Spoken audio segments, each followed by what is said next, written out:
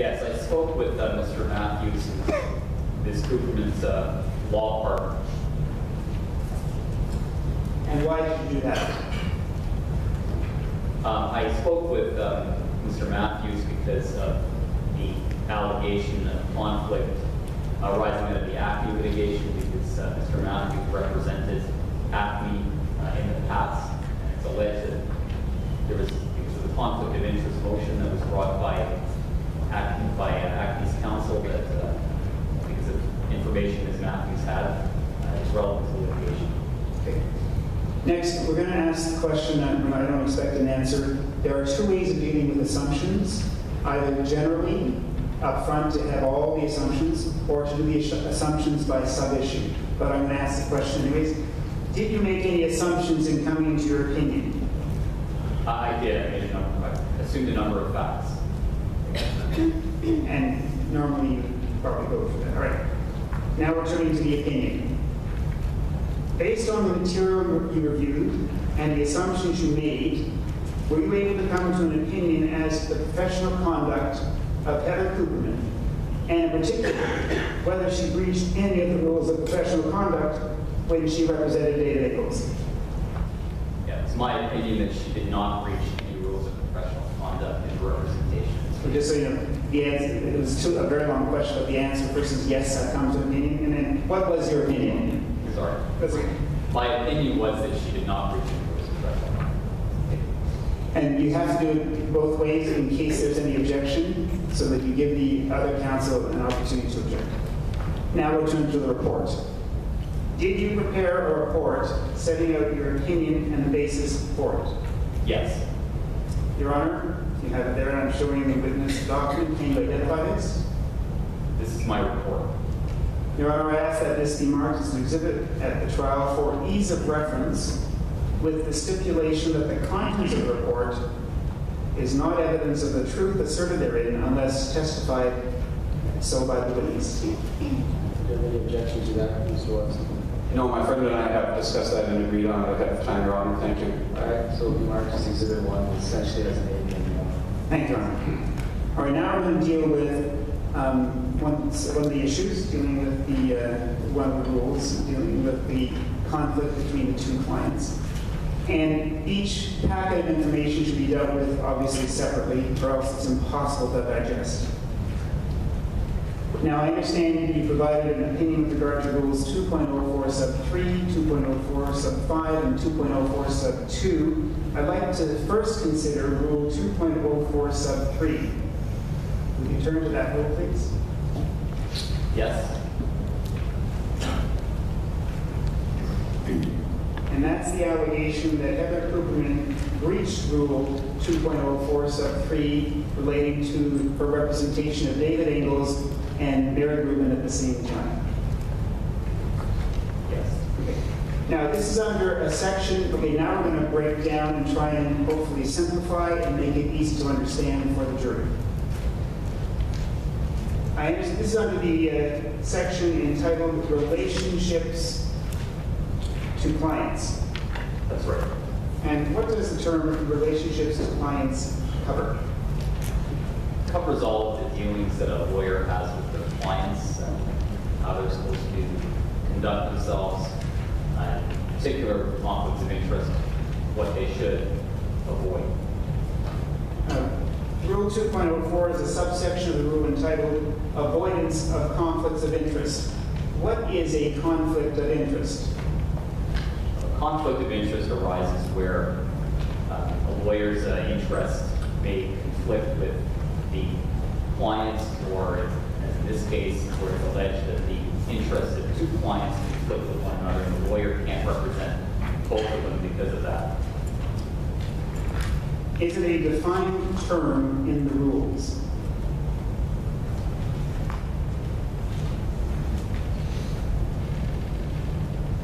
It is.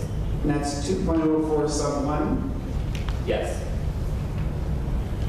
Referring to Rule 2.04 sub 3, what conflict of interest is being dealt with in Rule 2.04 sub 3? The conflict of interest that's being dealt with is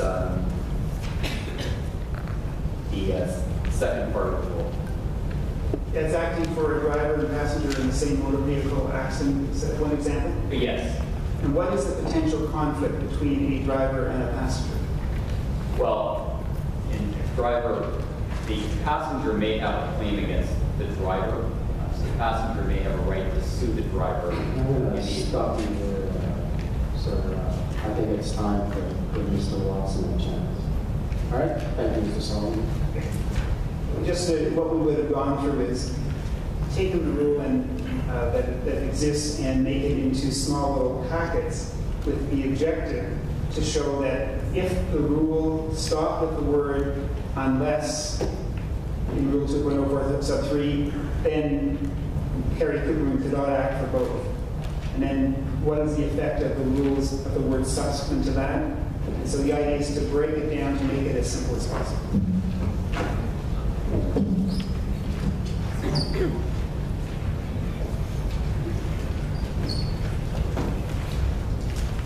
All right, so cross-examining an expert is not the easiest thing in the world. You have to be careful how you go about it. And I think that it's probably more important than with any other witness that you set it up properly. And so and the order in which the topics are discussed, I think, is very important. And I'm going to try to cover a topic and then leave it, and it may appear that I haven't made a point, but I'm going to use it later on in the cross-examination. Now, on Mel's theory here that you compare and contrast, he made a point about the difference in qualifications. And so I didn't know what he was going to do on that at all, but I'm just going to put aside my prepared cross-examination and try to address that. So Mr. Gallo, Mr.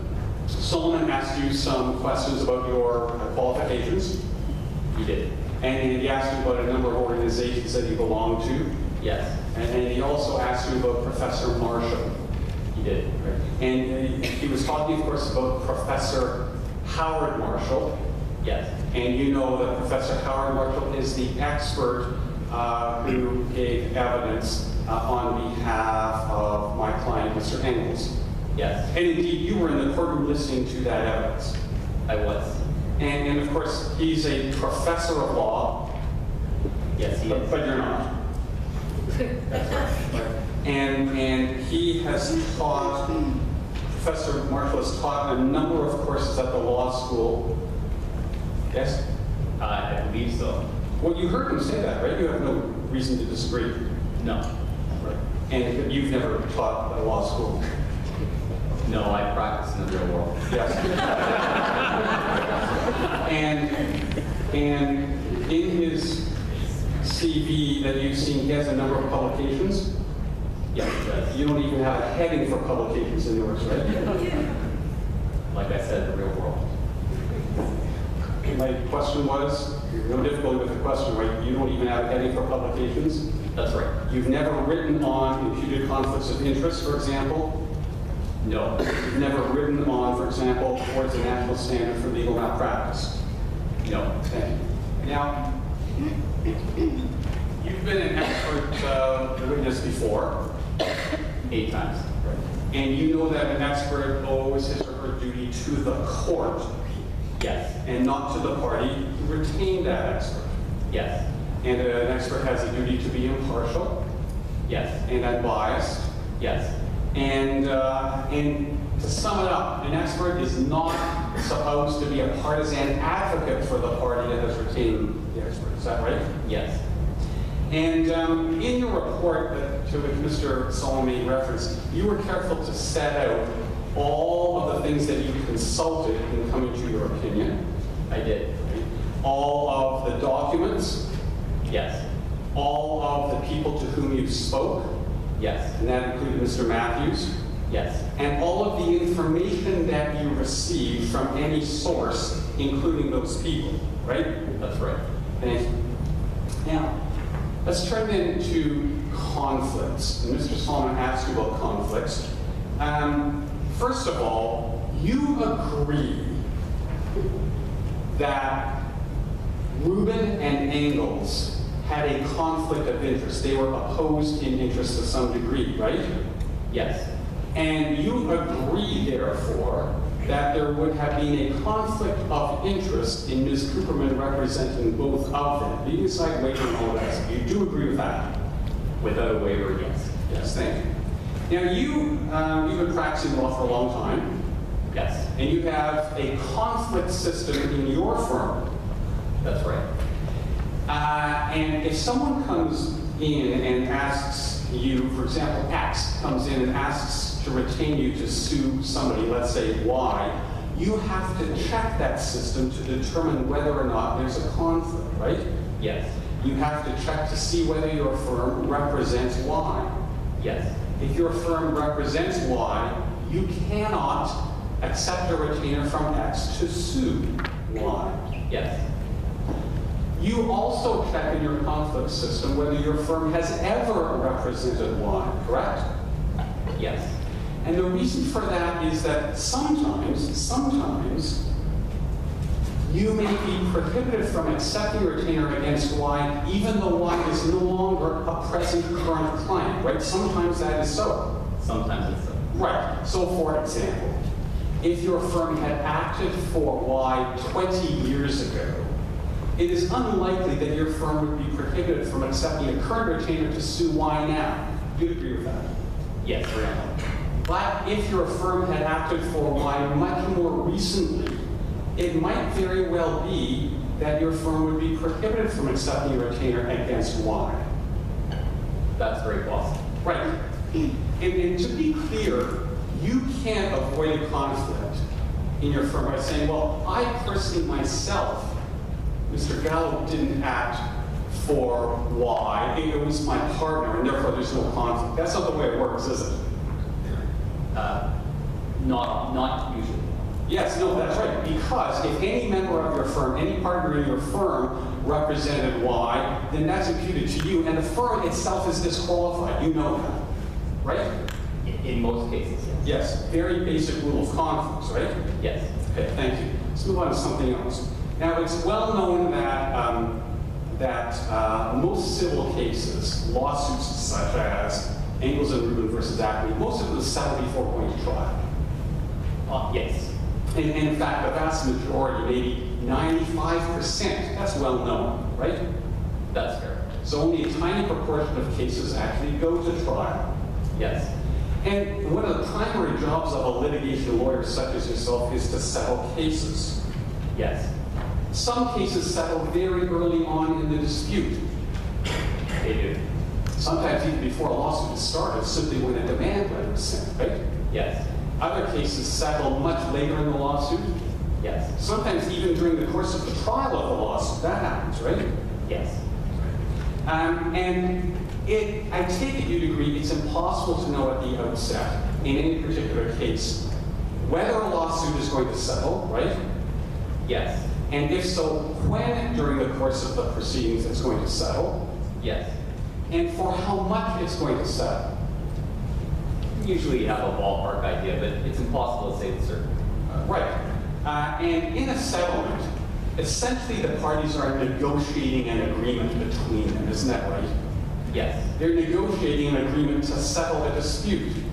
that's right. Plaintiff wants to get as much money as possible. That's right. Defendant wants to pay as little as possible. Yes, They negotiate back and forth, and if it settles, they arrive at a figure usually somewhere in between. generally the way negotiation works. Right. And many factors can affect the amount of the ultimate settlement. Yes, One of them is how the parties see the strengths and weaknesses of their own cases, it's a very important factor. and the strengths and weaknesses of the other side's case. That's an important factor. Yes, Another factor can be how eager or maybe even desperate a party is to settle. yes, Another factor can be how much money the plaintiff has and whether the plaintiff needs a quick settlement.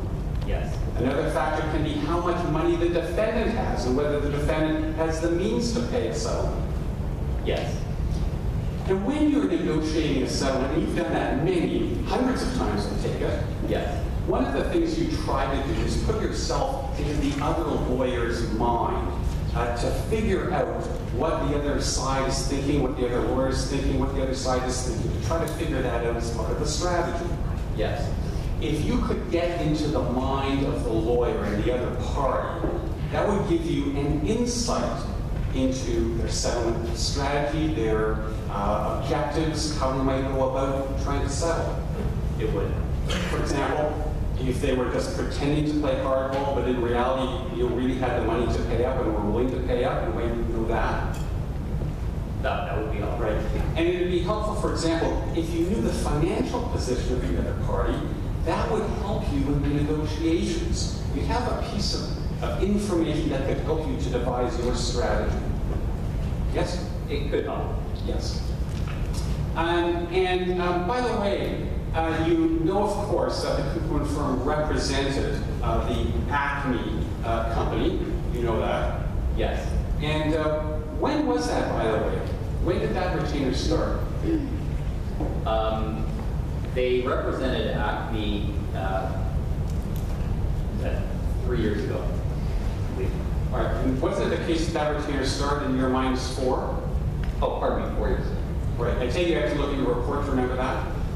Yes, Thank one you. of the fastest. And that retainer ended in your -3. That's right.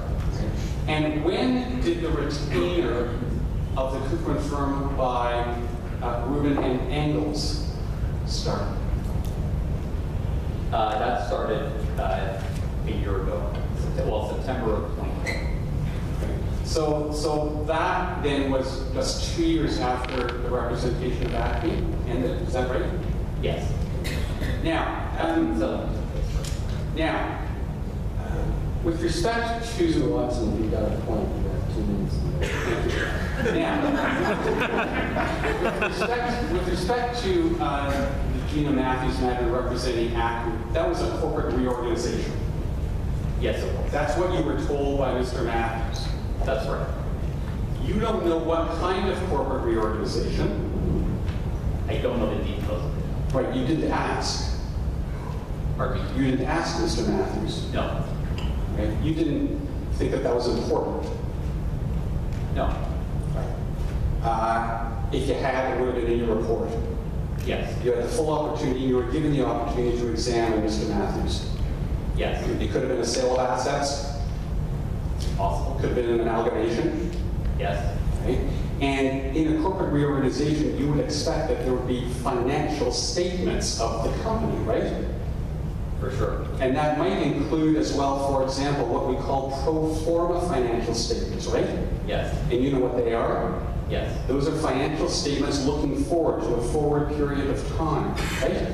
And so that corporate reorganization could have included information about how the company saw its future finances, for example, a year or 2 years into the future. Yes. That information 2 years into the future would have been coincidentally exactly when Cooperman decided to act for Rubin and Engels against Acme, right? That would be the same time. Thank you. Okay, so I'm going to stop there. I think you can see where I'm building up to, but you've got to do it sort of point by point by point along the way. And maybe I guess I'll just stop there. Justice Nakasura, thank you. Thank you. Any comments? No, I just think a couple of comments with Mel. I mean, it's really difficult to get an expert, especially an expert in law, to be sounding interesting. He did not do a good job. You have to have some organization and structure. And he did, in a battle of experts, it's also to emphasize why you're an expert today. I think with Mel, I thought, Michael, I thought he used really simple language.